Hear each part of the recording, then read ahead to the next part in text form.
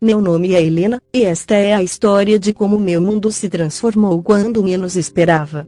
Viúva há 3 anos, eu havia me acostumado com a solidão que pairava sobre minha casa como uma névoa persistente. Aos 42 anos, acreditava que minha história de amor havia chegado ao fim junto com Ricardo, meu marido, levado por um infarto súbito. Foi numa manhã de primavera que o conheci. Eu estava arrumando as flores no altar da pequena igreja de São Miguel, onde sempre fui voluntária desde que me mudei para esta cidade do interior. O pároco anterior, Padre Antônio, havia se aposentado, e todos aguardávamos ansiosamente a chegada de seu substituto. Quando me virei com os lírios brancos nas mãos, ele estava ali. Alto, de ombros largos, com cabelos castanhos ligeiramente grisalhos nas têmporas e olhos de um azul profundo que parecia capaz de enxergar além da superfície das coisas. Padre Gabriel, como se apresentou, tinha uma voz grave e melodiosa que fez algo em meu peito se mexer de forma inexplicável. Bom dia. A senhora deve ser Helena, sobre quem Padre Antônio tanto me falou, disse ele, aproximando-se com um sorriso caloroso. Padre Gabriel, seja muito bem-vindo à nossa paróquia, respondi, tentando ignorar o fato de que minha voz saía ligeiramente trêmula. Naquele primeiro encontro, conversamos por quase 2 horas sobre a comunidade, os trabalhos sociais da igreja, as reformas necessárias no edifício, mas eu sentia que havia uma corrente subterrânea em nossa conversa, algo não dito que pairava entre nós como incenso. Nas semanas seguintes, nossa convivência se intensificou. Como coordenadora dos trabalhos voluntários, eu passava grande parte do tempo na igreja, organizando eventos, cuidando da decoração, preparando as festividades. Padre Gabriel sempre encontrava motivos para se juntar a mim nessas tarefas. Helena, preciso de sua opinião sobre a homilia de domingo, dizia ele, aproximando-se enquanto eu arrumava os inários. Claro, padre.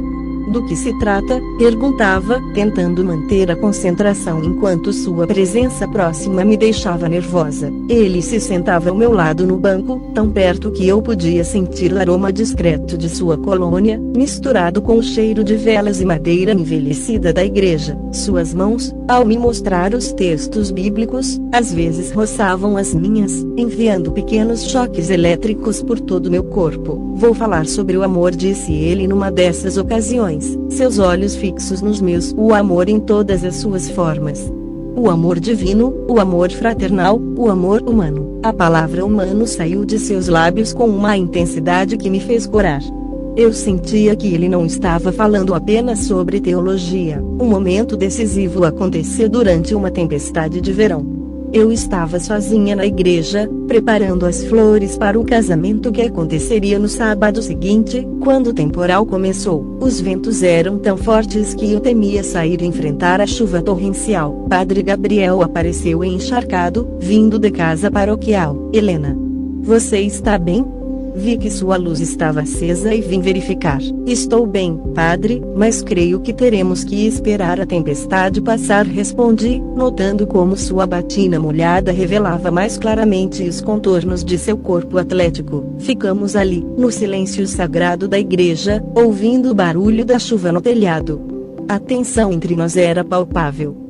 Eu o observava disfarçadamente enquanto ele caminhava pelo altar, seus movimentos elegantes e seguros. Helena, disse ele finalmente, parando diante de mim, preciso lhe dizer algo. Meu coração disparou. O que é, padre? Não consigo mais fingir que você é apenas uma paroquiana para mim. Sua voz era rouca, carregada de emoção. Desde o dia em que cheguei aqui, você tem ocupado meus pensamentos de uma forma que não deveria. Eu me aproximei dele, minha própria coragem me surpreendendo. E o que deveria fazer com isso, Padre Gabriel? Ele fechou os olhos, como se lutasse contra algo muito poderoso dentro de si. Eu não sei, Helena.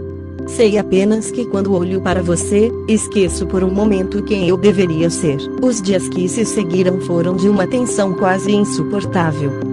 Gabriel evitava ficar a sós comigo, mas eu percebia seus olhares durante as missas, sentia sua presença mesmo quando ele não estava por perto. Eu mesma estava dividida entre a culpa de sentir algo por um homem dedicado a Deus e a força avassaladora daquele sentimento que crescia em meu peito. Numa tarde, o encontrei sozinho na sacristia, de joelhos diante do crucifixo. Padre Gabriel, sussurrei. Ele se virou, e pude ver a angústia estampada em seu rosto. Helena, eu tenho orado, tenho pedido forças. Para quê? Perguntei, aproximando-me. Para resistir ao que sinto por você. Ele se levantou, ficando muito próximo de mim, mas a cada dia fica mais difícil. Estendi minha mão e toquei seu rosto suavemente. Ele fechou os olhos ao meu toque, como se fosse simultaneamente uma benção e uma tortura. Eu também sinto, Gabriel, murmurei, usando seu nome sem o título pela primeira vez. Não sei como isso aconteceu, mas aconteceu. Ele segurou minha mão contra seu rosto, e pude sentir sua pele quente, sua barba por fazer áspera contra minha palma. Isso é errado, Helena. Eu fiz votos. Você também é humano, respondi suavemente, e às vezes o coração não escolhe a quem amar. A situação chegou ao clímax numa noite de lua cheia. Eu estava em casa quando ouvi batidas suaves na porta. Era Gabriel, sem a batina, vestindo apenas uma camisa branca e calças escuras. Seus cabelos estavam desarrumados, como se ele tivesse passado as mãos por eles muitas vezes. Posso entrar? Perguntou, sua voz mal passando de um sussurro. Abri a porta totalmente, meu coração batendo como um tambor. Ele entrou e ficamos ali, no hall de entrada, nos olhando em silêncio. Não consigo mais lutar contra isso, Helena, disse ele finalmente. Passei noites inteiras rezando, pedindo que Deus me desse forças para resistir, mas o que? Perguntei, aproximando-me dele. Mas descobri que por baixo daquela batina existia um homem quente e viril, que deseja você mais do que qualquer coisa neste mundo. As palavras saíram de seus lábios como uma confissão, carregadas de desejo e vulnerabilidade. Não pude mais resistir. Aproximei-me dele e coloquei minha mão em seu peito, sentindo o seu coração batendo descompassado sob meus dedos. Gabriel, murmurei seu nome como uma oração. Ele segurou o meu rosto entre suas mãos grandes e calejadas, seus polegares acariciando minhas bochechas com uma ternura infinita. Helena, se cruzarmos essa linha, não haverá volta.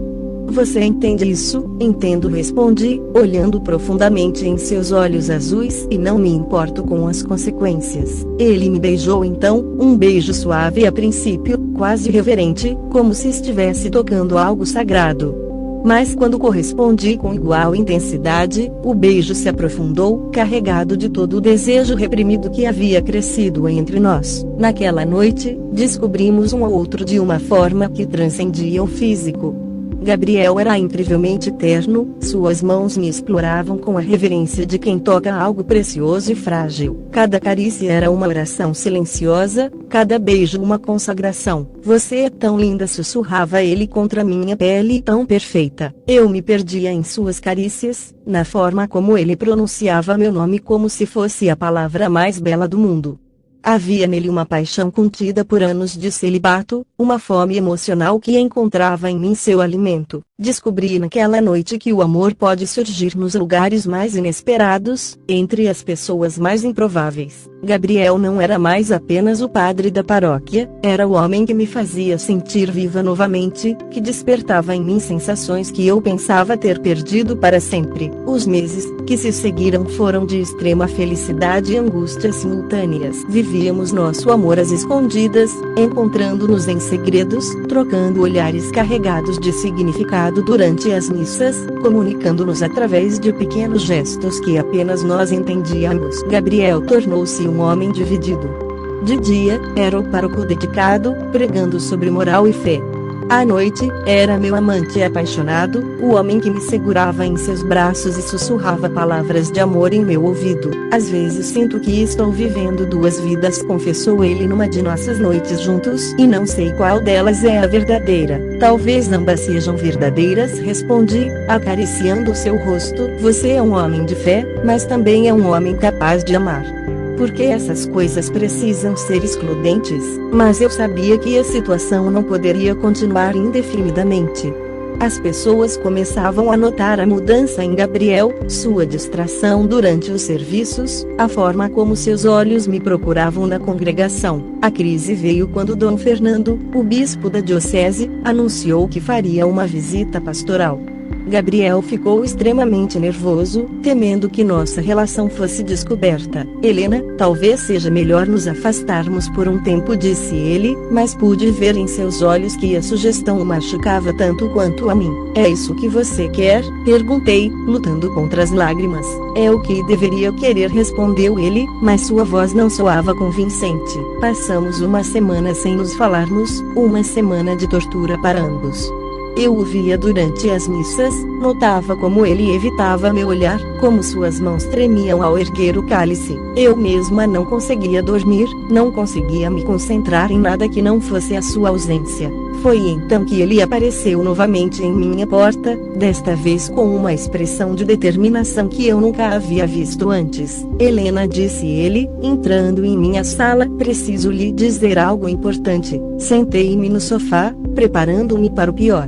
Talvez ele tivesse decidido que nossa relação realmente não poderia continuar. Passei esses dias pensando, orando, pedindo orientação, começou ele, caminhando nervosamente pela sala, e cheguei a uma conclusão. Qual? Perguntei, minha voz quase inaudível. Ele parou diante de mim e se ajoelhou, segurando minhas mãos entre as suas. Que o amor que sinto por você não é um pecado.